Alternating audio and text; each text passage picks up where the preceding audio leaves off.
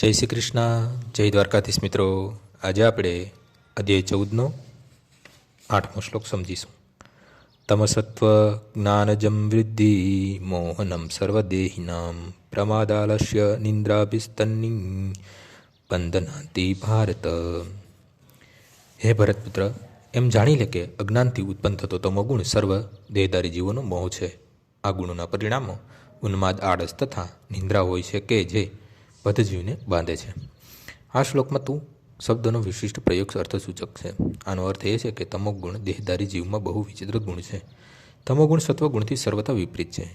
સત્વગુણમાં જ્ઞાન સંવર્ધન કરવાથી મનુષ્ય જાણી શકે છે કે કોણ શું છે, પરંતુ તમોગુણ તો આથી સર્વથા વિપરીત છે. તમોગુણના પ્રભાવ હેઠળ સપડાયેલો મનુષ્ય પાગલ બને છે, અને આવા પાગલ માણસ કોણ શું છે તે સમજી શકતો નથી. તે ઉન્નત થવાને બદલે અવનતિ કરે છે. વૈદિક સાહિત્યમાં તમોગુણની વ્યાખ્યા આપી છે.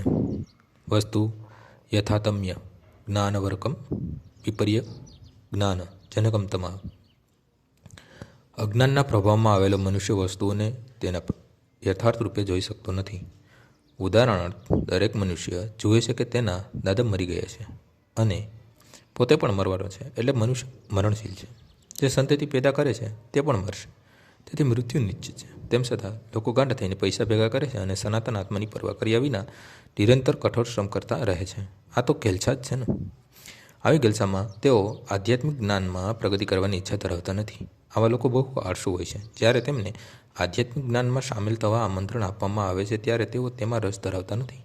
રજોગુણને વશ થયેલા મનુષ્યની જેમ તેઓ સક્રિય પણ રહેતા નથી. આથી તમોગુણમાં લપેટાયેલા મનુષ્યનું એક લક્ષણ એવું પણ છે કે તે જરૂરીથી વધારે ઊંઘ્યા કરે છે. 6 કલાકની ઊંઘ પૂરતી હોય છે, પરંતુ તમોગુણ મનુષ્ય રોજ 10 થી 12 કલાક ઊંઘે છે. આવો મનુષ્ય સદા હતાશ થયેલો હોય છે અને તે માદક પદાર્થ તથા નિંદ્રાનો વ્યસની બની જાય છે. તમોગુણથી બદ્ધ મનુષ્યના આવા લક્ષણો હોય છે. આજનો શ્લોક અહીં પૂર્ણ થાય છે. આવતીકાલે ફરીથી સવારે 6 વાગ્યે મળીશું. જય શ્રી કૃષ્ણ.